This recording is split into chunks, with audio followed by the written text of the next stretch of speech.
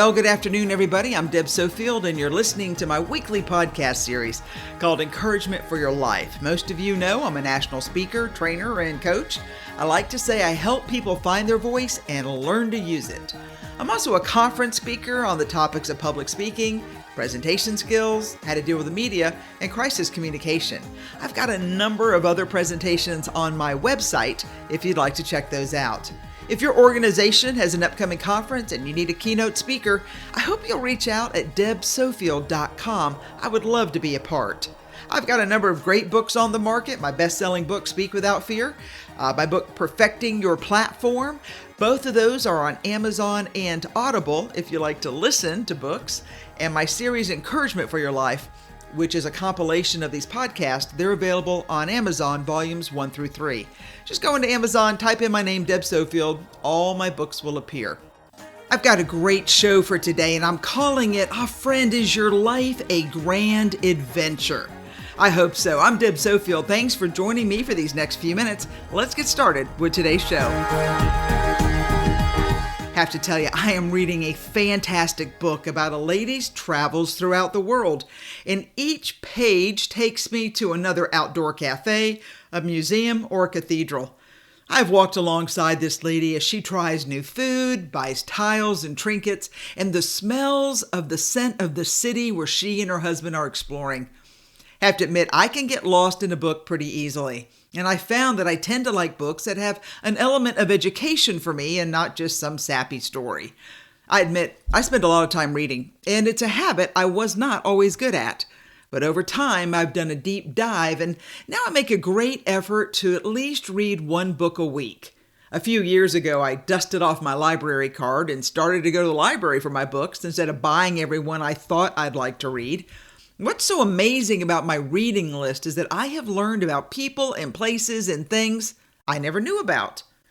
I feel complete when I learn about the world around me, whether it's a book on travel or maps or historical artifacts that come to life when the midnight light is left on into the early hours of the morning. Have to admit, I still like books. I still get a lot online, but I prefer to turn the pages. When I wrote a weekly newsletter, at the bottom of the page under my photo was a word or phrase from the show from the latest book I read. Sometimes I think I needed to add a disclaimer. I read this book, but don't bother. It's awful. Or I read this book and I couldn't put it down. So I encourage you, turn off the TV and feed your mind on the wonders of the written word.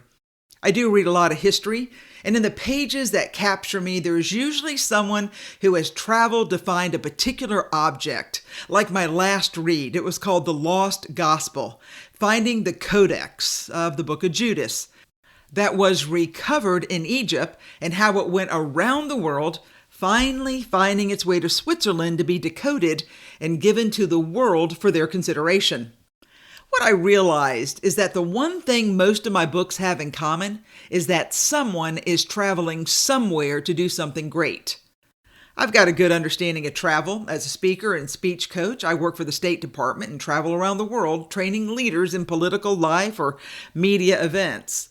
In my travels, I've been to places that, looking back, I might should have stayed home instead of going.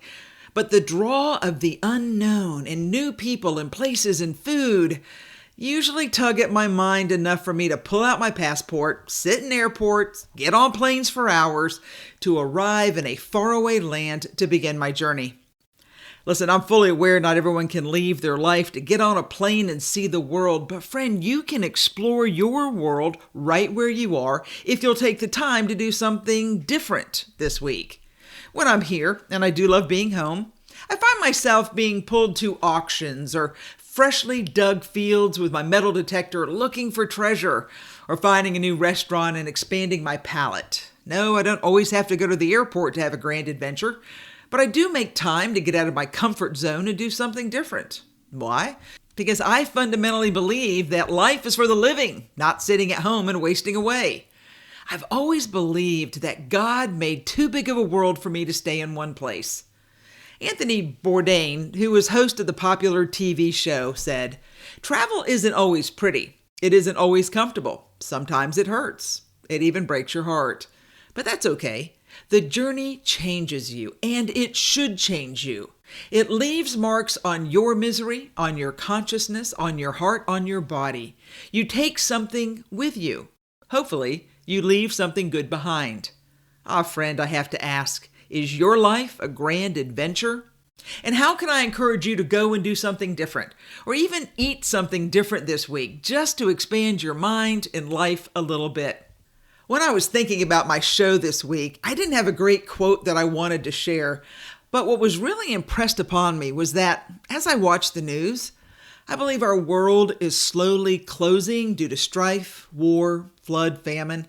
So if I can't go in person, I can let my mind's eye take me there in the pages of a book, or my palate take me there from the choices of a menu of a particular country I've not had the pleasure of eating yet. Or I can get in my car and find an open field with permission, walk in the steps of those who settled this land and made it their own, many times leaving a little bit of history behind for my metal detector to find and be brought to life again from its grave in the dirt of my fair state. Friend, is your life a grand adventure, or is it a daily grind of sameness? It doesn't have to cost much money to do things in your area that will take you out of your comfort zone. Many psychologists say that distracting your mind from your current situation will allow for new ideas to come and bloom, and in some cases, might even allow for a new direction to be seen if you'll just put on your walking shoes and get going. I'm reminded by the quote from Helen Keller, who says, "Life is either a daring adventure or nothing at all." So I have to ask, what's your daring adventure? Now listen, do not write me and say, "Deb, I can't do anything." If you can't travel the world, well, you can at very least read a book about the place you'd like to go, or eat at the restaurant of a country you'd like to visit. I admit I'm a bit envious of those who can take a year off their job and just travel. It seems to be a little bit easier for guys than it is for women, primarily due to the safety aspect. But if I can't go, I can still dream along with the best of them when it comes to setting out a plan, choosing a destination, and finding just the right book to take me on that journey. I only question your sitting at home week after week, month after month to ask you to consider getting out of your rut and at least peek over the fence to see what's happening in the world around you. Listen, I know for many, just a new location will help you see things from a different perspective. One of the articles I read on Travel Cafe mentioned that people tend to imagine that their problems are the worst in the world. That is, until they see firsthand the suffering of others.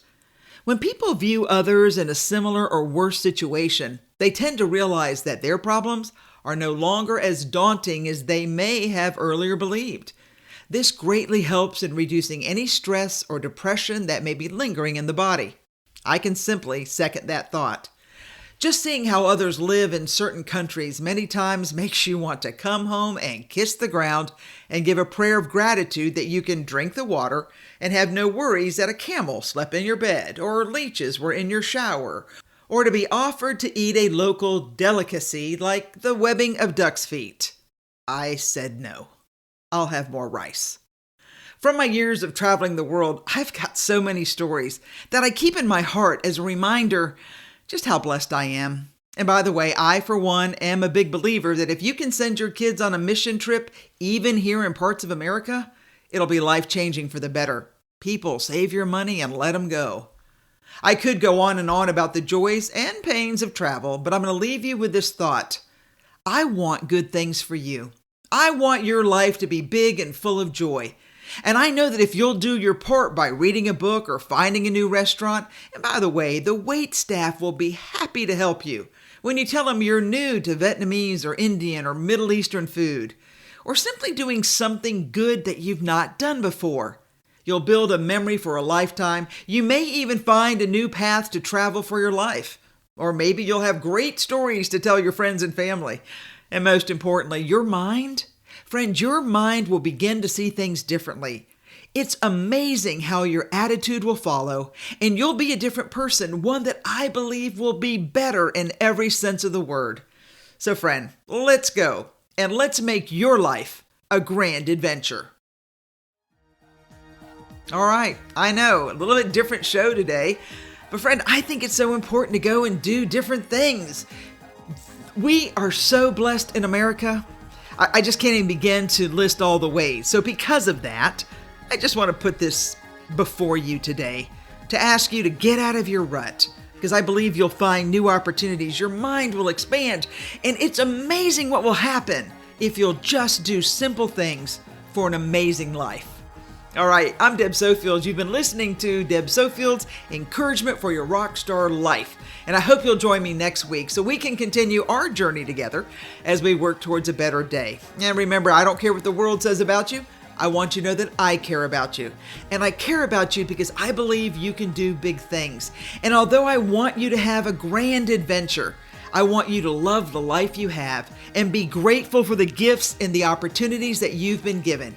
And together, we can follow your dream for outrageous success. And I promise to walk alongside you as you journey to your next destination. I'm Deb Sofield. Thanks for joining me. Join me next week, everybody. Take care. Have a great weekend.